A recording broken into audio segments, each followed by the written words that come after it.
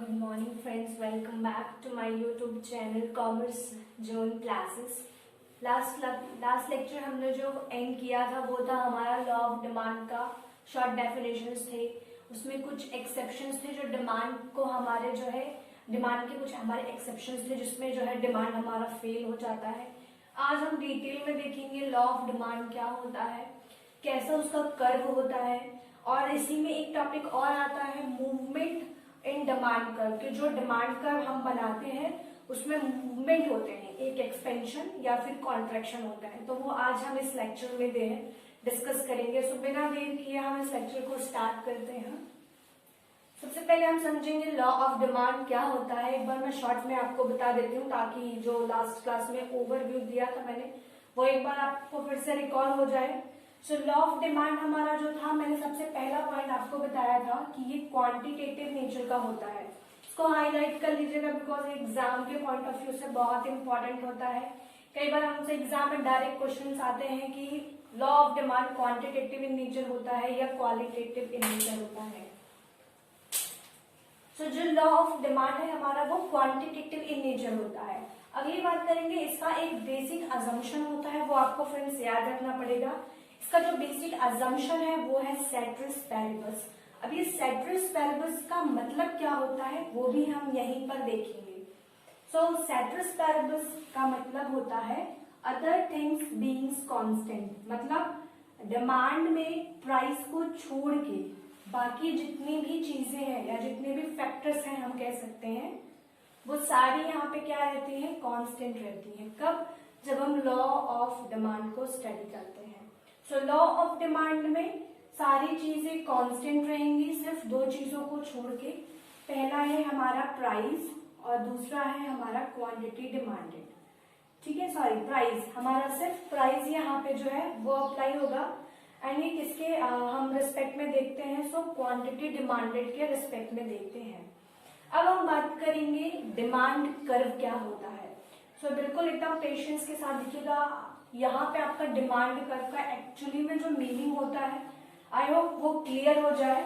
So demand curve की अगर मैं बात करूं, सो डिमांड कर्व क्या होता है, demand curve is a curve. अब आप बोलोगे मैम वो तो हमें भी दिखाई दे रहा है कि demand curve is a curve, but इसके आगे भी कुछ चीजें जो आपको नहीं पता होगी। सो अगर आपके माइंड में ये होता है कि हमें डिमांड कर्व का मीनिंग ही नहीं पता है तो आगे की चीजें बिल्कुल सब खराब होती रहती है। तो डिमांड कर्व का मतलब होता है कर्व जहाँ पे दो चीजें इंपॉर्टेंट है, पहला प्राइस, दूसरा क्वांटिटी डिमांडेड।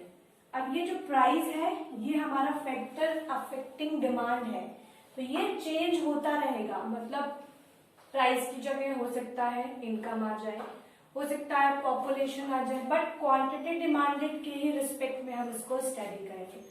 तो डिमांड कर्व क्या है हमारा, demand curve is a curve of two things, दो चीजों का है, पहला प्राइस, दूसरा क्वांटिटी डिमांडेड। अब ये जो प्राइस है हमारा ये होता है हमारा वाई एक्सिस पे और जो हमारा क्वांटिटी डिमांडेड है वो होता है हमारा एक्स एक्सिस पे। तो ये बात आपको नोट करनी पड़ेगी, ध्यान रखना पड़ेगा।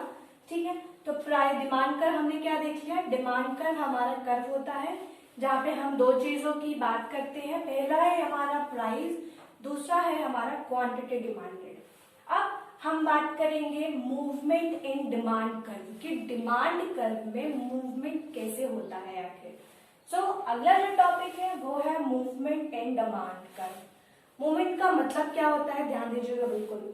जब भी आप कोई चीज लेते हैं, कोई मान लीजिए आपके पास एक सामान है, आप उसका मूवमेंट करा रहे हैं, मतलब उसको एक जगह से दूसरी जगह लेके जा रहे हैं। यहाँ पे हमारा जब मूवमेंट हो रहा है तो उसमें ऑब्जेक्ट तो मूव कर ही रहा है, साथ में आप उसको मूव करा रहे हो, मतलब दो फैक्टर्स हैं। तो मूवमेंट इन डिमांड कर्व में भी हमारे दो फैक्टर्स होते हैं। ठीक है, पहला होता है हमारा प्राइस और दूसरा होता है हमारा क्वांटिटी डिमांडेड। तो यहाँ पे इन दोनों चीजों का मूवमेंट होता है। अगर आप प्रोडक्ट की प्राइस को इंक्रीज करोगे तो क्वांटिटी डिमांड उसकी कम हो जाएगी, क्योंकि हम लॉ ऑफ डिमांड पढ़ रहे हैं। तो यहाँ पे हमेशा कैसा रिलेशन चलता है, इनवर्स रिलेशन चलता है, इनडायरेक्ट रिलेशन होता है। अगर एक चीज बढ़ रही है तो दूसरी चीज कम हो जाएगी। सो हमारा मूवमेंट जो डिमांड कर्व में होता है वो दो फैक्टर्स में होता है।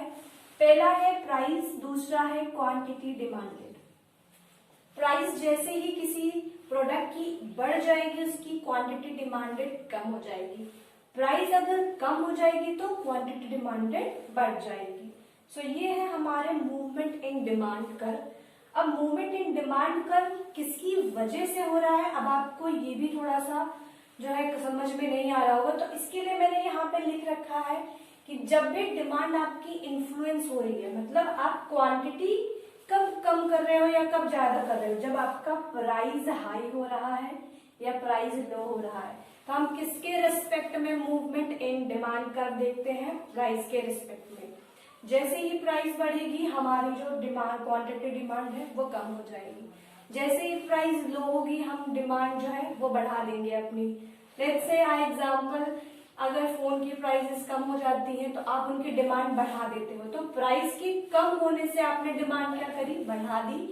सेम इसका जस्ट अपोजिट, जैसे प्राइस हाई होगा आप उसकी डिमांड कम कर दोगे। सो यहाँ पे दो बाइफर्केशन हमको पढ़नी है, पहला है एक्सपेंशन और दूसरा है हमारा contraction.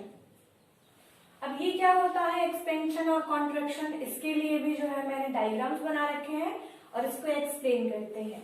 So expansion in demand curve का मतलब है जब भी आपका प्राइस, क्योंकि हम इनको दो रिस्पेक्ट में देख रहे हैं, मैंने अभी कहा कि यहाँ पे दोनों फैक्टर्स में जो है चेंजेस होंगे। जैसे प्राइस कम होगा डिमांड आप इंक्रीज कर दोगे, जैसे ही प्राइस हाई होगा आप डिमांड डिक्रीज कर दोगे।